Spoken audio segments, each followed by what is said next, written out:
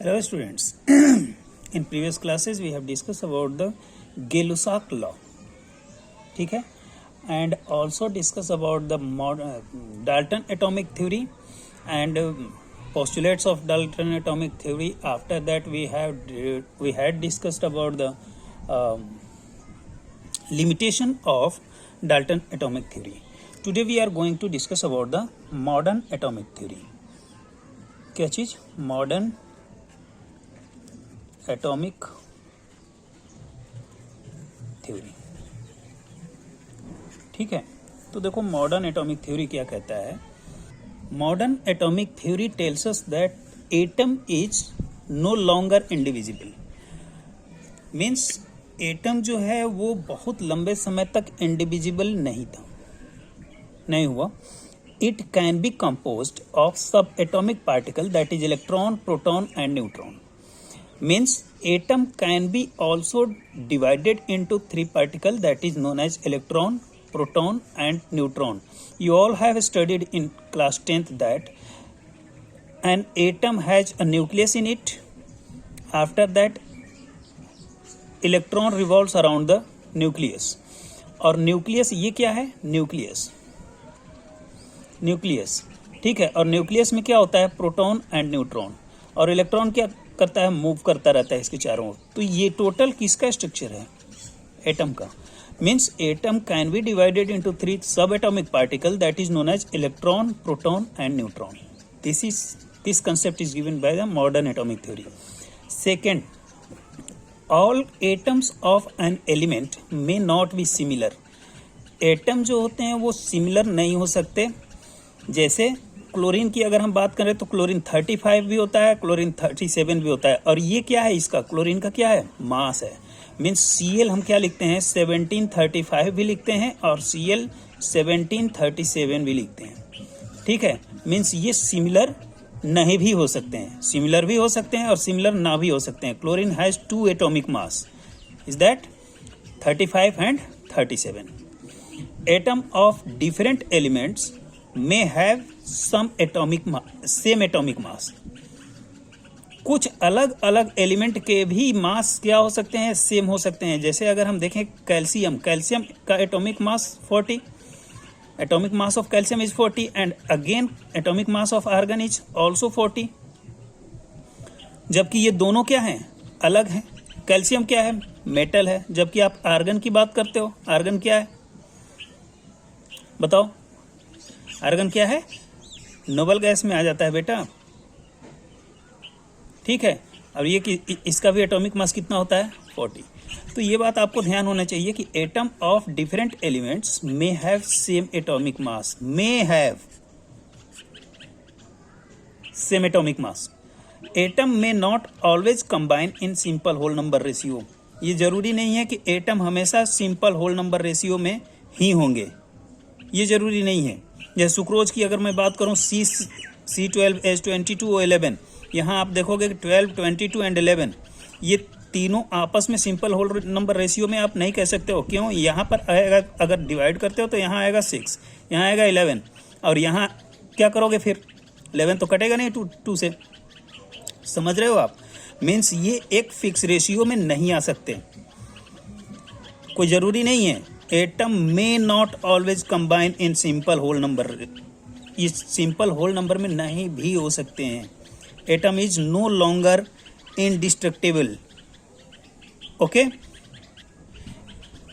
Atom is no longer indestructible. Indestructible को अगर हम डिफाइन करना चाहें तो हम ये कह सकते हैं कि बहुत सारे ऐसे अपने पास न्यूक्लियर रिएक्शन होते हैं जिसमें जो न्यूक्लियस होता है वो अपनी एनर्जी को अल्फा, बीटा और गामा रेज के फॉर्म में कन्वर्ट कर देता है। In nuclear reactions alpha, beta and gamma rays are given out. So many nuclear reactions are there in which energy is converted into the alpha, beta and gamma rays, okay, and that process is known as also indestructible, means the property to release the energy into different form is that atom is no longer indestructible। इस बात को आपको ध्यान रखना होगा, okay.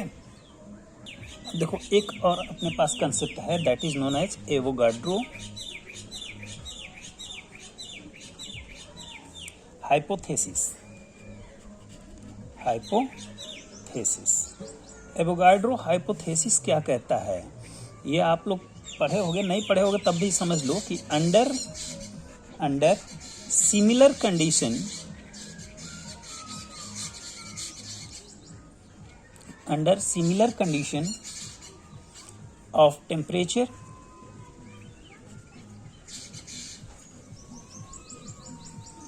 and pressure,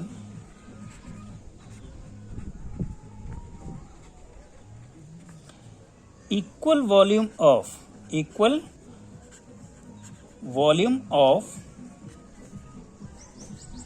all gases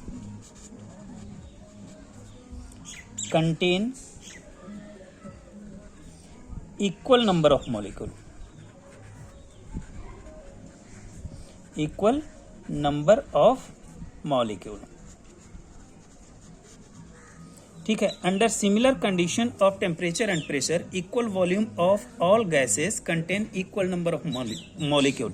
अब इसे समझो आप कि ये क्या कहता है। मान लो हमारे पास हाइड्रोजन गैस है, ठीक है, और क्लोरीन गैस है, ये दोनों आपस में कंबाइन होते हैं तो क्या बनाते हैं, 2HCl बनाते हैं। समझ रहे हो। अब देखो, अगर इस केस में टेम्परेचर और प्रेशर दोनों अपने सिमिलर कंडीशन में हो, मीन्स जितने टेम्परेचर की ज़रूरत है और जितने प्रेशर की ज़रूरत है, अगर वो प्रेशर और वही टेम्परेचर इस रिएक्शन में दिया जाए तो इनके जो गैसेज होंगे वो इक्वल नंबर ऑफ, इस जो प्रोडक्ट बनेगा उसमें इनके जो मॉलिक्यूल्स होंगे वो इक्वल नंबर में होंगे। समझ रहे हो। मान लो इसका n मॉलिक्यूल है, n मॉलिक्यूल, और इसका भी कितना है, n मॉलिक्यूल। ठीक है, ये भी कितना है, n मॉलिक्यूल, ये भी कितना है, n मॉलिक्यूल। तो बताओ ये कितना होगा, 2n मॉलिक्यूल। और इस 2n मॉलिक्यूल में एक n कितना होगा, हाइड्रोजन का, and second n will be chlorine. समझ रहे हो आप। मीन्स इसका कितना मोल आया है, 1 मोल, इसका भी कितना है, 1 मोल। यहां देखो कितना मोल बन रहा है, 2 मोल।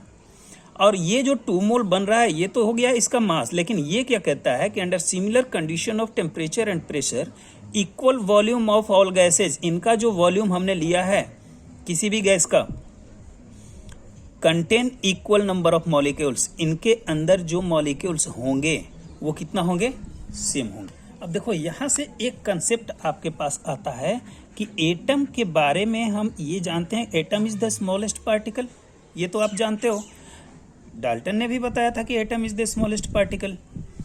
ठीक है, लेकिन यहां पर एवोगाड्रो ये इस बात को क्लियर करते हैं कि एटम इज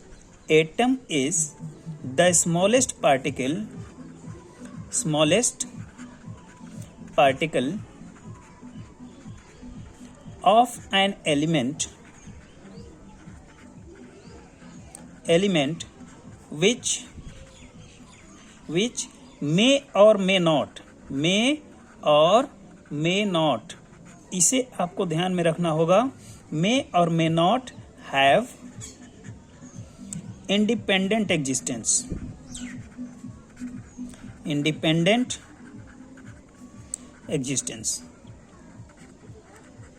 ये इंडिपेंडेंटली एग्जिस्ट कर भी सकते हैं और नहीं भी कर सकते हैं। But in case of molecule की अगर बात करें तो मॉलिक्यूल में इनका एग्जिस्टेंस क्या होता है, इंडिपेंडेंट होता है। समझ रहे हो। मीन्स अगर मॉलिक्यूल को लिखोगे तो क्या लिखोगे आप, मॉलिक्यूल इज द स्मॉलेस्ट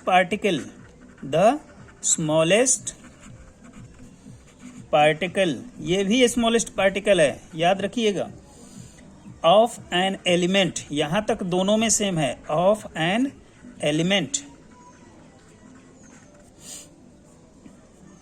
और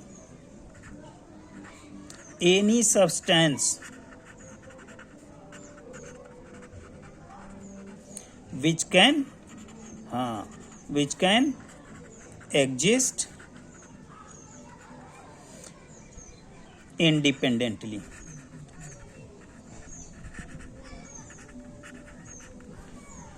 ठीक है, मीन्स कहता है कि जो एटम होते हैं वो एग्जिस्ट कर भी सकते हैं, नहीं भी कर सकते हैं। जैसे नहीं कर सकते हैं आप, हाइड्रोजन ऐसे एग्जिस्ट नहीं करता है। ये किस फॉर्म में एग्जिस्ट करता है? H2 के फॉर्म में एग्जिस्ट करता है।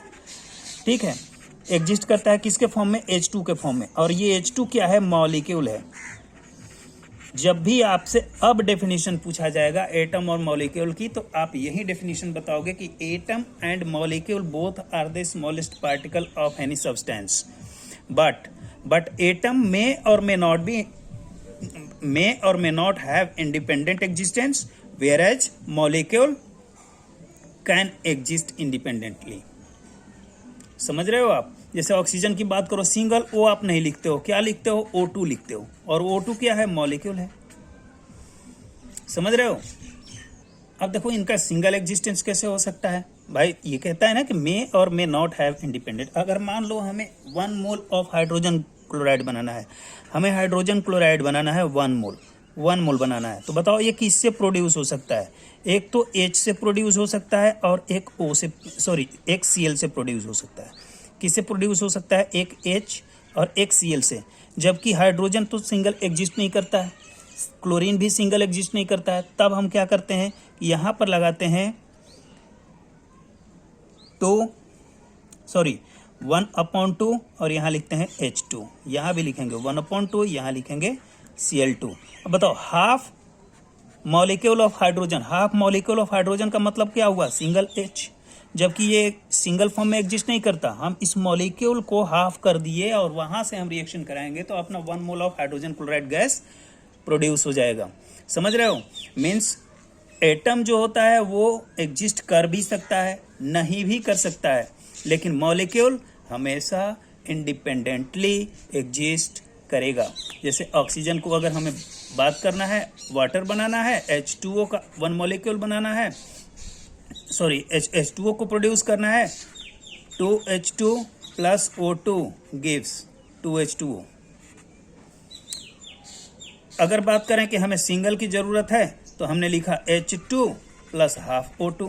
अब यहाँ देखोगे H2 प्लस हाफ O2 क्या बनाया? H2O बनाया ना। तो यहाँ देखो ये क्या है? मॉलिक्यूल। ये क्या है? मॉलिक्यूल। और ये क्या है? यहाँ ऑक्सीजन किस फॉर्म में आ जाएगा? हाफ O2 का मतलब क्या हुआ? Single O। तो यहाँ पर ये किस फॉर्म में आ जाएगा? एटम के फॉर्म में एग्जिस्ट किया ना। यहाँ ये मॉलिक्यूल हुआ, ये एटम, और बनाया क्या? 1 मॉलिक्यूल ऑफ वाटर, या फिर कह सकते हो 1 मोल ऑफ वाटर। ओके, इस केस में आपको एक कंफ्यूजन हो सकता है। कंफ्यूजन ये हो सकता है कि सर आप ये बताइए, आपने कहा कि एटम जो होता है वो सिंगल एग्जिस्ट नहीं करता है। एटम क्या होता है? सिंगल एग्जिस्ट नहीं करता। Single exist not possible. ठीक है, ठीक है, सिंगल एग्जिस्ट नहीं करता। भाई हमने बाद में भी देखा है कि कितना हम लिखा था? हाफ H2 लिखा था ना। हाफ H2 का मतलब है कि मॉलिक्यूल को ही हमने हाफ किया है, एटम के फॉर्म में बनाया है, जबकि वो एग्जिस्ट नहीं करता है। समझ रहे हो? तब ये एटम अगर एग्जिस्ट नहीं करता तो what about ferrous, copper, sodium, और आ जाओ किसमें? नाइट्रोजन, और आ जाओ बोरॉन। ये सब क्या है? ये तो एग्जिस्ट कर रहे हैं। हाँ बेटा, आप इस बात को ध्यान से समझिएगा। अगर मान लो हम किसी फेरस के स्पेस की बात करें, ये क्या है? फेरस है। फेरस का मतलब क्या है? ये आयरन है। क्या है? आयरन है। अगर इस आयरन के पीस में, इस पूरे पीस की बात करूं तो ये पूरा पीस ही आयरन का पीस है ना, और इसमें बहुत सारे एटम्स होंगे। मीन्स ये क्या है? ये क्या है? एलिमेंट है। याद रखिएगा, ये सब क्या है? एलिमेंट हैं, ना कि ये एटम्स हैं। इस फेरस में बहुत सारे एटम्स हैं। इस बात को हमेशा ध्यान रखिएगा। अगर कोई कंफ्यूजन के लिए पूछ दे कि फेरस, कॉपर, सोडियम, हम तो ये सिंगल फॉर्म में लिख रहे हैं, ये तो एग्जिस्ट कर रहा है। हाँ बेटा, एग्जिस्ट तो कर रहा है, लेकिन ये फेरस, कॉपर, सोडियम, नाइट्रोजन या बोरॉन जो भी आपने लिखा है, एल्यूमिनियम ले लो या पोटेशियम ले लो, बहुत सारे हैं।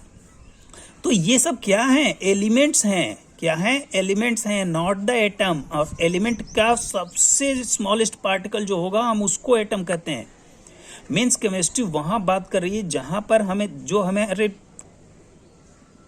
विजिबल नहीं है, जिसे हम देख नहीं सकते, वहां बात कर रहे हैं। और ये सारे इनकी अगर हम बात करें, ये सारे जितने भी एलिमेंट्स हैं इनकी अगर हम बात करें तो ये सब तो विजिबल है ना। एल्यूमिनियम को अगर ले लो तो ये एल्यूमिनियम का अगर कोई पत्थर है, मान लो कोई एक शीट है एल्यूमिनियम का, तो इसमें तो बहुत सारे एटम्स होंगे ना इसके अंदर। Is that? Now we are going to have a new topic that is known as atomic mass. अब इसी केस में आता है अपना एटॉमिक मास। अब देखो एटॉमिक मास क्या होता है।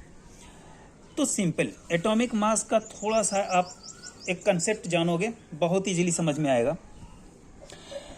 पहले हमारे पास वेट करने के लिए कोई भी पॉसिबल मैटर नहीं था, कोई भी पॉसिबल डिवाइस नहीं था जिस पर हम वेट कर सकें। तो हमने क्या किया कि उस समय हम लोगों ने वेट कैसे किया कि एक अपने पास एक तराजू होता था, ठीक है, बैलेंस जिसको कहते हो, ये बैलेंस है। इसके एक तरफ मान लो हमें किसी एक ब्लॉक का वेट करना है, तो इसे हमने एक तरफ रखा और एक तरफ क्या रखा, कुछ सिलेंडर रखे। ये सिंगल सिलेंडर हो गया। फिर ये वेट इक्वल नहीं हुआ, हमने 2 सिलेंडर ले लिया, फिर रखा 3 सिलेंडर ले लिया। अब ये बैलेंस हो गया। ये क्या बताने लगा? बैलेंस बताने लगा। जब ये बैलेंस हुआ तो अगर हम पूछें कि इस बॉक्स का वेट कितना है, तो आप क्या बताओगे? वे ऑफ बॉक्स ए, इसे अगर ए मान लें तो weight of box A equal to क्या हो जाएगा? 3 सिलेंडर।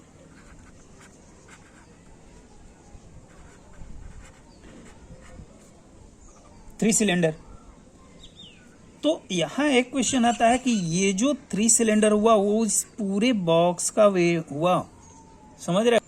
लेकिन अगर हमें बात करनी है कि इसमें से एक एटम का वे कितना होगा, एटम का वे, तो एटम का वे आप कैसे बता सकते हो? मीन्स अगर बात करें कि mass of an one atom, अब मास ऑफ वन एटम कितना है पता ही नहीं है, कैसे बता सकते हो? तब इसके लिए एक आया स्टैंडर्ड फॉर्म। क्या आया? स्टैंडर्ड फॉर्म बनाया गया और इसको नाम दिया गया C12। क्यों? क्योंकि कार्बन का कितना होता है? 12। अब ये मत पूछना कि कार्बन को ही क्यों लिया गया, क्योंकि ये तो क्वेश्चन तब भी क्रिएट होता अगर फेरस को लिया जाता, अगर कॉपर को लिया जाता तब भी ये क्रिएट होता क्वेश्चन। और यहां से ये बताया गया कि mass of one atom is equal to 1/12 into mass of carbon, sorry 1 carbon 12 atom. Mass of 1 atom equal to 1/12 multiplied by mass of 1 carbon 12 atom. यहां से 12 कैंसिल होगा, ऑलरेडी 1 आएगा, समझ रहे हो? अब यहां ये एक स्टैंडर्ड फॉर्म बनाकर दे दिया गया, इससे आप एटम का निकाल सकते हो। तो बताओ, अगर हमें निकालना हो मास ऑफ 1 सोडियम एटम, तो क्या हो जाएगा? Mass of 1 sodium atom, sodium का कितना होता है? 23 multiplied by 1/12 into mass of 1 carbon 12 atom. समझ रहे हो? अगर मान लो हमें निकालना है कि मास ऑफ 1 ऑक्सीजन एटम, ये क्या है? ऑक्सीजन, 1 ऑक्सीजन एटम, तो ऑक्सीजन का एटॉमिक मास कितना होता है? 16 होता है ना। 16 multiplied by 1/12 into mass of 1 carbon 12 atom. कहोगे कि सर ये तो फिर 16 हम जानते ही हैं कि एटॉमिक मास इसका 16 होता है। हाँ भाई, जानते हो आप एटॉमिक मास 16 होता है, लेकिन ऑक्सीजन का होता है इसके एक एटम का हम बात कर रहे हैं। सिंगल एटम का एटॉमिक मास कितना होगा? 16 इंटू 1/12 मल्टीप्लाइड बाई, बात तो वही होगी ना कि 16 इंटू ये 12 कैंसिल हो जाएगा, 16 ही आएगा आंसर। वैसे ही अगर मान लो mass of one nitrogen atom निकालना है, नाइट्रोजन एटम, तो नाइट्रोजन का कितना होता है? 14 multiplied by 1/12 into mass of one carbon 12 atom. Clear है? अब देखो यहां पर हमारे पास एक समस्या क्या आ रही है, एक प्रॉब्लम अपने पास क्रिएट होता जा रहा है कि जब भी हमें किसी एलिमेंट के एक एटम का मास निकालना है तो हम क्या लिख रहे हैं? Atomic mass of that atom multiplied by 1/12 into mass of one carbon 12 atom. तो ये बार बार सब में कॉमन आ रहा है ना। तो इस समस्या को हटाने के लिए कि ये इतने सारे क्यों आते जा रहे हैं, तो इसको हटाने के लिए अपने पास हम लोगों ने क्या किया? एक यूनिट बना लिया। क्या बना लिया? कि 1/12, एक सेकंड पेन बदल लें, 1/12 इंटू मास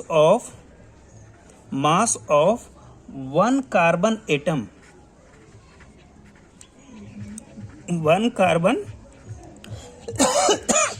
12 एटम, इसको हमने क्या नाम दे दिया? Atomic mass unit.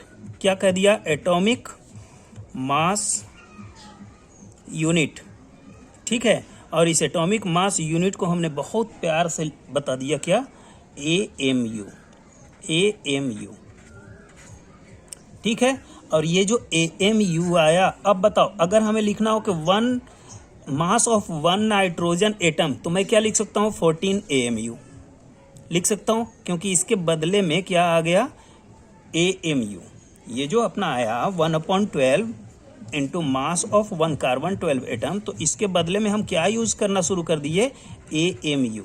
तो इस केस में अगर मास ऑफ वन नाइट्रोजन एटम की हम बात करें, नाइट्रोजन एटम की बात करें, तो इसे मैं क्या लिख सकता हूं? 14 AMU। ये AMU कहाँ से आया? एटॉमिक मास यूनिट से। और ये एटॉमिक मास यूनिट किसको कहा गया? 1/12 into mass of one carbon 12 atom. Okay, अब यहाँ एक छोटा सा और कंसेप्ट अपने पास आता है, रिलेटिव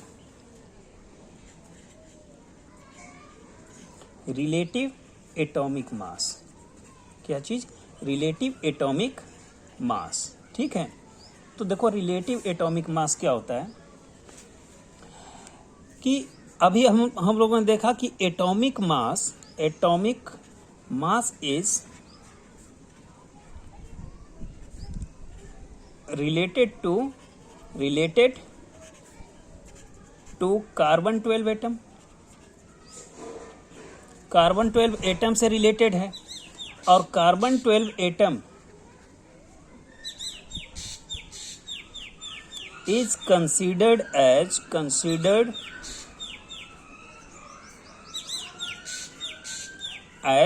relative एटम्स। स्टार्टिंग में किसको लिया गया था? हाइड्रोजन को। ठीक है, carbon 12 atom is considered as relative atom, and carbon 12 atom is compared to find atomic mass, and hence it is also known as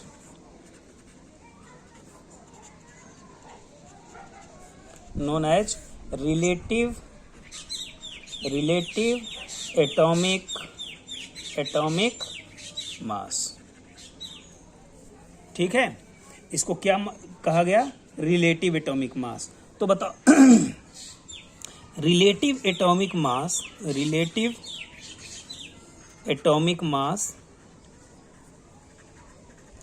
of an element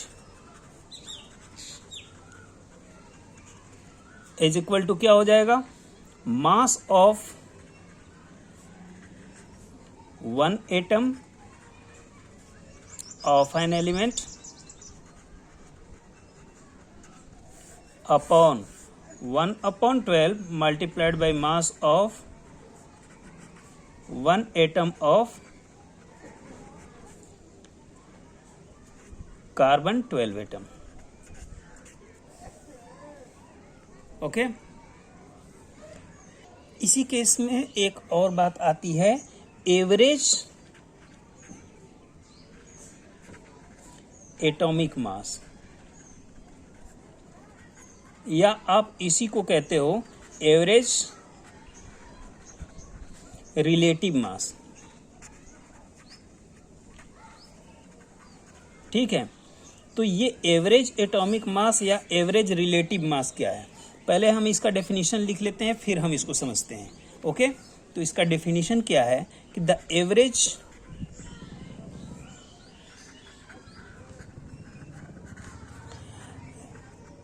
relative mass of an atom of an element as compared to the mass of carbon 12 taken as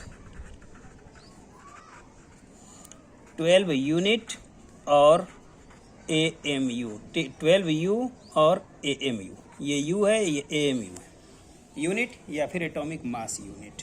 जैसे अब देखो कहता है कि the average relative mass of an atom of an element as compare to, जब इसे compare किया जाता है कार्बन 12 एटम के साथ में, कार्बन 12 एटम के मास से कंपेयर किया जाता है, तब उसको हम कहते हैं एवरेज रिलेटिव मास। और ये मोस्टली किसका होता है, आइसोटॉप्स का। जैसे देखो एवरेज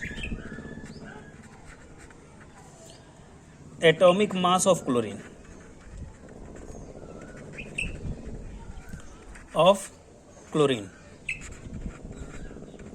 तो average atomic mass of chlorine कितना होगा, average atomic mass of chlorine कितना होगा, तो इसका देखो क्लोरीन का जो आइसोटॉप होता है वो कितने आइसोटॉप होते हैं, 2 आइसोटॉप्स। और ये जो 2 आइसोटॉप्स होते हैं क्लोरीन के, वो कौन कौन से होते हैं, एक तो होता है क्लोरीन 35 और एक होता है क्लोरीन 37। ठीक है, और इनका जो रिलेटिव प्रोपोर्शन होता है, क्या होता है, रिलेटिव प्रोपोर्शन, वो कितना होता है, 3:1 होता है। अब कहता है कि एवरेज, ये आपको पता होना चाहिए। ठीक है,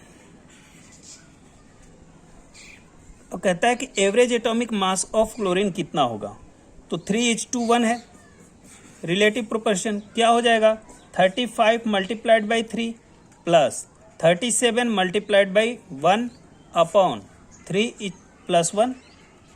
भाई जैसे एवरेज निकालते हो सेम वैसे ही निकालना है। अब इसको आप मल्टीप्लाई करोगे कितना आएगा, 35 multiplied by 3 we get 105 plus 37 upon 4, what you get here 142 upon 4। इसको अगर डिवाइड करते हो तो अपने पास रिजल्ट आ रहा है 35.5। 35.5 क्या, यूनिट। तो ये जो 35.5 हुआ, ये क्या होगा, average atomic mass of chlorine. आप क्लोरीन को डायरेक्ट नहीं कह सकते हो कि क्लोरीन का एटॉमिक मास कितना होगा 35, ऐसा नहीं है। क्लोरीन के 2 आइसोटोप होते हैं और वो जो दोनों होते हैं वो रिलेटिवली प्रोपोर्शन में कितने होते हैं, 3:1 के रेशियो में होते हैं। ठीक है, और जब 3:1 के रेशियो में होते हैं तो इनका जब हम एवरेज एटॉमिक मास निकालेंगे तो कैसे निकालेंगे, पहले वाले का कितना है, क्लोरीन का 35 multiplied by 3 plus 37 multiplied by 1, ये दोनों होते हैं 3:1 में, मीन्स 35 3 और 37 कितने 1 के प्रोपोर्शन में होता है। नहीं दिख रहा है, अब दिख रहा होगा। ठीक है, तो ये बात कैसे एवरेज एटॉमिक मास निकाला जाता है ये तो समझ में आ गया। अब देखते हैं कि इस टाइप के क्वेश्चंस कैसे आएंगे। ठीक है, तो देखो क्वेश्चन कैसे आएगा। कोई एक क्वेश्चन है कि the average atomic mass of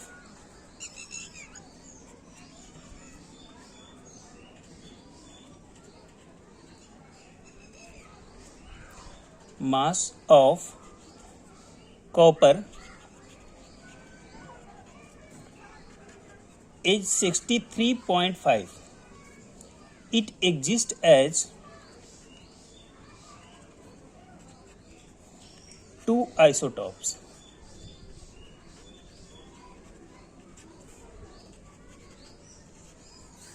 Which are Cu 2963 and Cu 2965. Then calculate the percentage of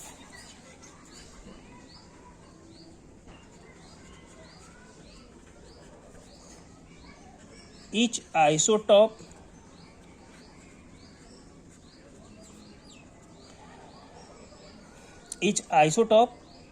present in it. अब देखो क्लोरीन के केस में क्या था, उसमें परसेंटेज दिया हुआ था, मीन्स जो रेशियो था वो हमारे पास अवेलेबल था, कितना परसेंट किसका है ये हमें पता था। ठीक है। अब यहाँ पर हमें निकालना क्या है, परसेंटेज ही फाइंड आउट करना है। तो देखो कैसे फाइंड आउट करेंगे।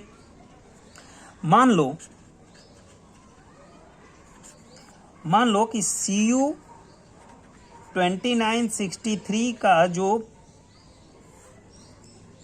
परसेंटेज है, means percentage of Cu 2963 is equal to कितना है, x है। तो कॉपर 65 इसका कितना होगा भाई, 100 में ये x है तो इसका कितना होगा, 100 माइनस x होगा। ये तो होगा, इतना तो पता है आपको। परसेंटेज ऑफ कॉपर 2965, अगर ये टोटल तो हमारे पास 100 है, 100 में अगर ये x है तो ये कितना होगा, 100 माइनस x होगा ना। तो एवरेज एटॉमिक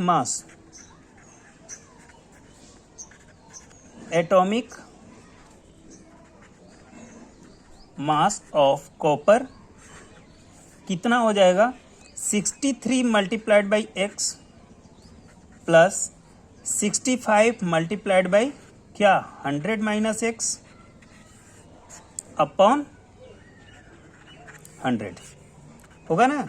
ये टोटल अपॉन 100 लिख लो या फिर 100 बाई 100, सेम तो आएगा। ये कितना रिजल्ट आएगा, कहता है कि average atomic mass of copper, और यहाँ पर दिया भी है the average atomic mass of copper is 63.5। तो क्या मैं इसको लिख सकता हूँ 63.5 इक्वल टू, लिख सकता हूँ ना। तो यहाँ मैंने लिख दिया 63.5 is equal to 63 minus x upon 100 plus 65 multiplied by 100 minus x upon 100। अब ये मत पूछना बेटा, ये अब आप लोग 11th में आ गए हो कि सर आप अलग अलग 100 क्यों लिखे हैं, मत लिखो ना, ये दोनों सेम एक साथ लिख दो, कोई दिक्कत नहीं है। ठीक है, अब इसको आप सॉल्व करते हो तो क्या आएगा, ये दोनों 100 को चलो एक ही लिख लेते हैं, 63 minus x plus 65 multiplied by 100 minus x upon 100, ये सही है। ये अगर इधर आएगा तो कितना आ जाएगा, और मैं क्या लिख सकते हो, 63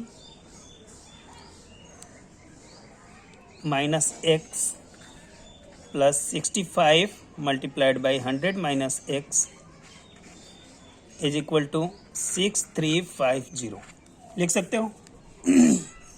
अब इसे सॉल्व करो, ये कितना आ जाएगा, 63 minus x plus 6500 minus 65x होगा ना, इज इक्वल टू 6350 आ जाएगा। अब ये प्लस में है, अपोजिट साइड में जाएगा तो क्या हो जाएगा, माइनस में, मीन्स 63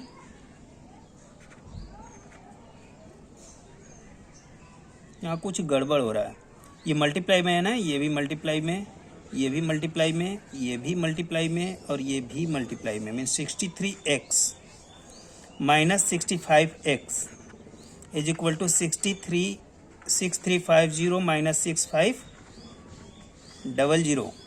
अब ये कितना आ जाएगा, -2x इज इक्वल टू कितना आ जाएगा, -150। Minus minus will be cancel, x equal to कितना आ गया, 75 आ गया ना, 150/2 75%। मीन्स ये कितना है, 75%। तो बताओ ये 75% है तो ये कितना होगा, 100 माइनस 75 इज इक्वल टू 25%।